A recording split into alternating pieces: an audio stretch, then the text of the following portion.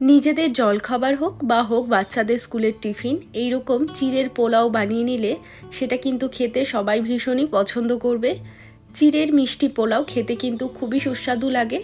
আজকে আমি একদম বাঙালি স্টাইলে চিড়ের মিষ্টি পোলাওয়ের রেসিপিটা বানিয়ে দেখাবো। এইরকমভাবে চিড়ের পোলাও বানালে পোলাওটা হবে একদম ঝরঝরে আর ভীষণই সুস্বাদু। তাহলে চলো আর কথা না বাড়িয়ে আজকের রেসিপিটা ঝটপট দেখে নেওয়া যাক।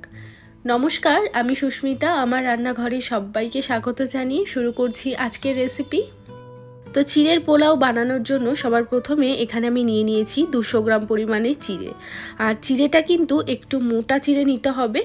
আরেক ধরনের চিড়ে পাওয়া যায় একদম পাতলা, সেই চিড়েটা এমনি ধুয়ে খাওয়ার জন্য, সেটা কিন্তু এরকম পোলাও বানালে চিড়েগুলো ভেঙে যাবে। তো এরকম একটু মোটা দানার চিড়েটা নিতে হবে পোলাওয়ের জন্য। এবার চিড়েটাকে আমি একটা বাটির মধ্যে ঢেলে নিচ্ছি। এর মধ্যে আমি বেশ খানিকটা জল দিয়ে চিড়েটাকে এইভাবেই হালকা হাতে 2 থেকে 3 বার জল পাল্টে পাল্টে ভালো করে ধুয়ে নেব। তো চিড়েটাকে খুব ভালো করে ধুয়ে এরকম একটা ছড়ানো বাটির মধ্যে নিয়ে নিয়েছি। আর চিড়েটাকেও একটু ছড়িয়ে রাখতে হবে যাতে এক্সট্রা জলটা শুকিয়ে যায়। চাইলে এটা তোমরা ছাঁকনির মধ্যে নিয়েও রেখে দিতে পারো যাতে করে এক্সট্রা জলটা চিড়ের থেকে বেরিয়ে যায়। এবার একটা কড়াইয়ের মধ্যে আমি দিয়ে দিচ্ছি অল্প সাদা তেল। তেলটা গরম হলে এর মধ্যে আমি দিয়ে দেব 1 মুঠো মতো চিনেবাদাম। চিনেবাদামটাকে খুব ভালো করে ভেজে নেব। পোলাওতে চিনেবাদামটা খেতে কিন্তু খুবই ভালো লাগে। তো এখানে আমার বাদামগুলো ভাজা হয়ে গেছে। তো এখন আমি এই বাদামগুলোকে তুলে নিচ্ছি।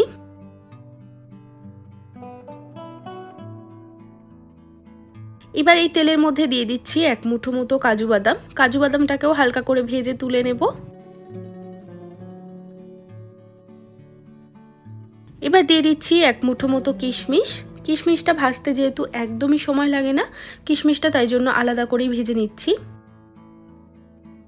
তো কিশমিশগুলো কয়েক সেকেন্ডের মধ্যেই ভাজা হয়ে যাবে। তো এবার কিশমিশগুলো আমি তুলে নেব। এখন আমি এই সাদা তেলের মধ্যে অ্যাড করে দিচ্ছি 1 চামচ মতো ঘি। ঘি দিলে পোলাওয়ের মধ্যে খুব সুন্দর একটা ফ্লেভার আসে, খেতে কিন্তু খুবই ভালো লাগে। এবার এর মধ্যে ফোড়ন দিয়ে দিচ্ছি 1/2 চা চামচ মতো গোটা জিরে, আর দিয়ে দিচ্ছি 1/2 চা চামচ মতো মৌরি। মৌরিতেও কিন্তু পোলাওতে খুব সুন্দর একটা মিষ্টি গন্ধ আসে, যেটার জন্য পোলাওটার স্বাদ কিন্তু অনেক গুণ বেড়ে যায়। তো এবার এই ফোড়নটাকে কয়েক সেকেন্ডের জন্য একটু ভেজে নেব।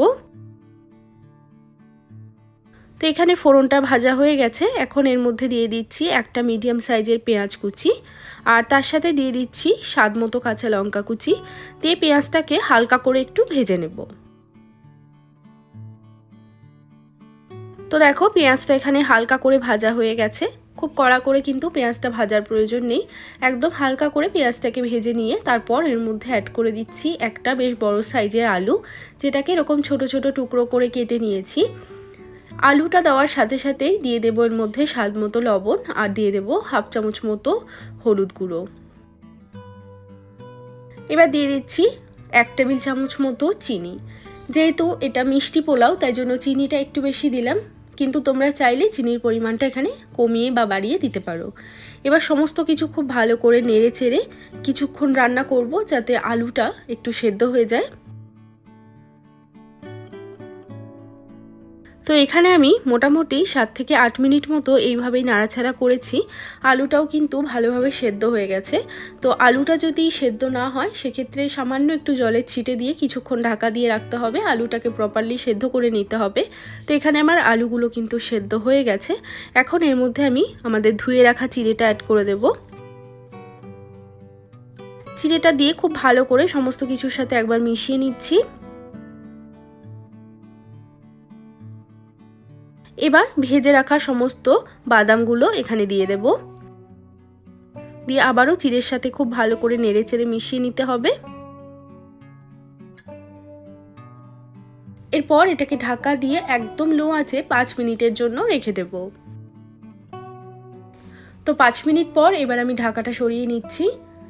তো এখানে আমাদের চিড়ের মিষ্টি পোলাও একদম রেডি। এবার গ্যাসটাকে অফ করে দেব, আর গরম গরম পরিবেশন করতে হবে এই চিড়ের মিষ্টি পোলাও। খেতে কিন্তু ভীষণই সুস্বাদু হয়। আর এই রকমভাবে বানালে চিড়ের পোলাওটা একদম ঝরঝরে হবে, একটা চিড়েও কিন্তু ভাঙবে না। অবশ্যই রেসিপিটা ট্রাই করে দেখবে। এখনও পর্যন্ত চিড়ের পোলাও যারা বানাওনি তারা অবশ্যই বানাবে, খেতে কিন্তু দারুণ লাগে আর বানানো খুবই সহজ, ঝটপট তৈরি হয়ে যায়। তো রেসিপিটা কেমন লাগলো সেটা কিন্তু অবশ্যই একটা লাইক বা কমেন্ট করে জানাবে। আর চ্যানেলটিকে সাবস্ক্রাইব করে না থাকলে চ্যানেলটিকে সাবস্ক্রাইব করে নেওয়ার অনুরোধ রইল। সবাই ভালো থাকবে, সুস্থ থাকবে। আমি আবারও চলে আসবো অন্য কোনো রেসিপির সাথে। আজ এ পর্যন্তই, টাটা।